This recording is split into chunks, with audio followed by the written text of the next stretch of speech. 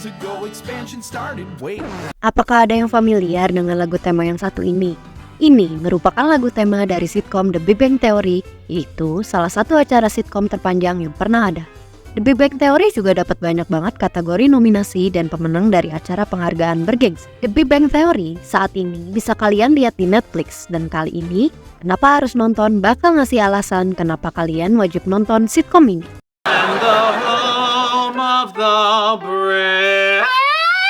The Big Bang Theory merupakan salah satu sitkom terbaik yang pernah ada. Dikemas dalam kisah persahabatan, percintaan, dan bahkan uniknya dikemas dengan banyak unsur ilmu khususnya fisika. What is physics? Memiliki 12 season yang tayang tahun 2007 hingga tahun 2019. Semua season berisi 24 episode, kecuali season 1 yang hanya 17 episode dan season 2 dengan 23 episode.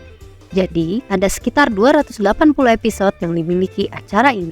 Wow. The Big Bang Theory bercerita tentang kehidupan sehari-hari para ilmuwan yang terdiri dari 7 karakter utama, yakni 4 laki-laki dan 3 perempuan. Acara ini berfokus pada persahabatan antara karakternya, meskipun seiring berjalannya cerita, setiap karakter akan memiliki pasangannya masing-masing dalam hubungan percintaan mereka. Namun, inti ceritanya adalah ada 7 orang teman yang sebagian besar adalah ilmuwan, dan 1 orang sebagai orang biasa, yang saling menemukan kenyamanan, support, dan cinta satu sama lain.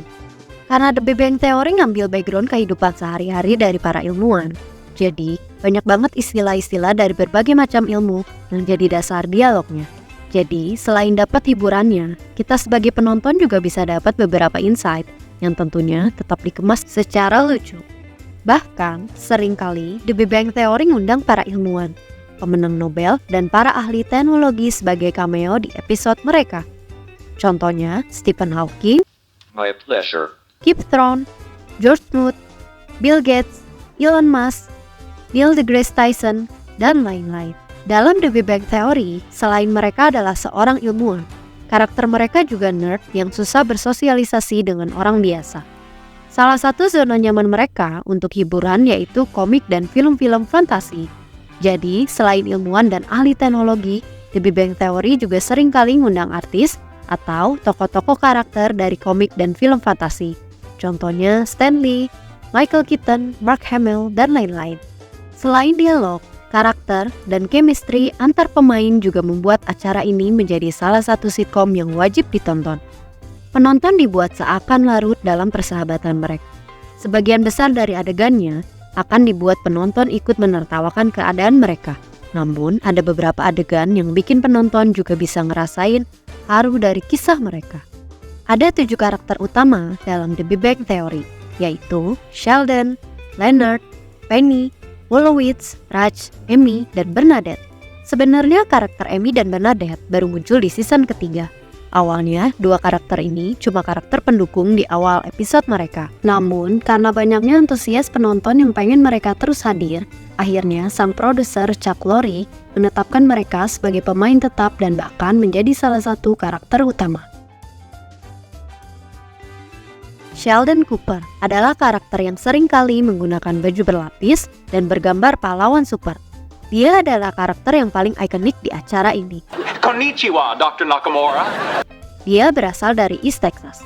Dalam cerita, Sheldon adalah seorang fisikawan teoritis yang memulai kuliah pada usia 11 tahun dan mendapatkan gelar PhD pertamanya pada usia 16 tahun.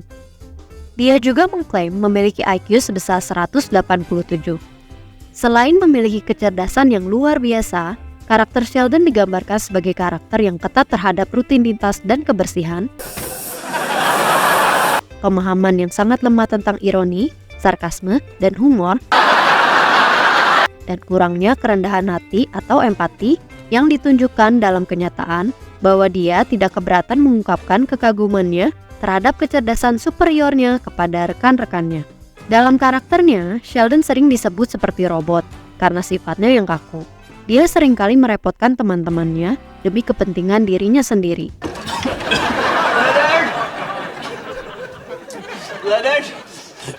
Tapi, walaupun karakter Sheldon sangat menyebalkan, The Big Bang Theory tetap berhasil bikin dialog Sheldon tetap lucu.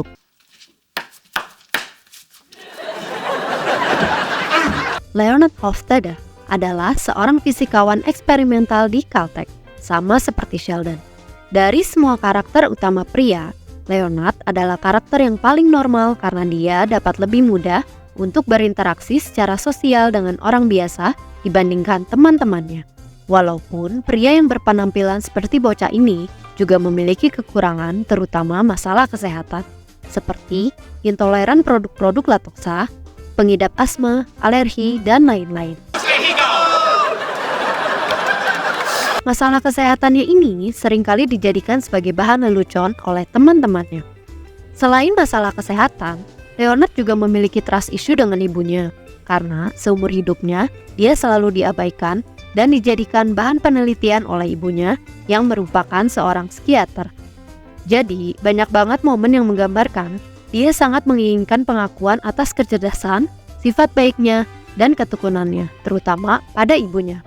Setelah melewati berbagai kesialan, pada akhirnya dia berhasil mendapatkan Penny, gadis paling cantik di circle mereka. Arrow, Lantern. Penny adalah satu-satunya karakter yang gak diketahui nama kepanjangannya. Sebelum akhirnya, dia menikah dengan Leonard dan mendapatkan nama Hofstadter. Penny juga satu-satunya karakter utama yang bukan seorang ilmuwan. Dia cuma orang biasa yang punya cita-cita jadi artis besar. Tapi sayangnya dalam cerita, cita-citanya nggak pernah terwujud. Jadi di sebagian episodenya, Penny bekerja sebagai pelayan di Cheesecake Factory, yaitu salah satu resto yang seringkali jadi set di episode The Big Bang Theory. Walaupun gak berpendidikan tinggi, Penny dianggap sebagai orang yang paling cantik sama karakter-karakter utama. Tapi dia nggak pernah sombong dan bahkan karakter yang paling berempati sama orang lain, walaupun kadang-kadang agak naif dan meledak-ledak. Dengan background besar di Nebraska dan dekat dengan ayahnya yang sering kali ngajak dia ngelakuin kegiatan-kegiatan maskulin, menjadikan Penny karakter yang paling tomboy bahkan dibandingin sama semua karakter utama. Dia juga punya banyak akal yang sering kali dia gunain untuk nyelesain masalah-masalahnya. Spell asthma. A-S. Take me home.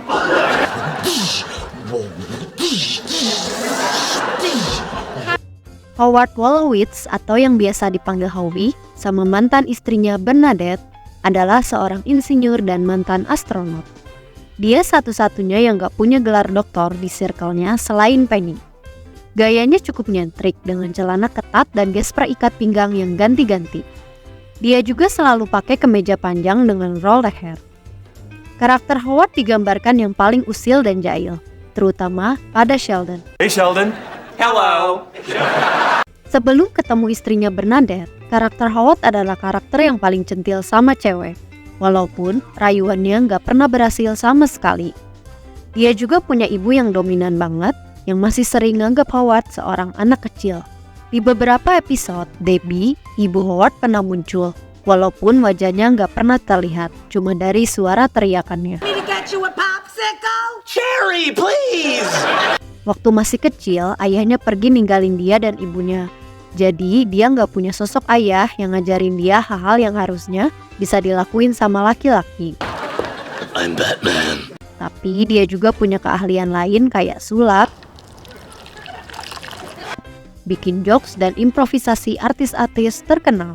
You're playing D&D. This whole apartment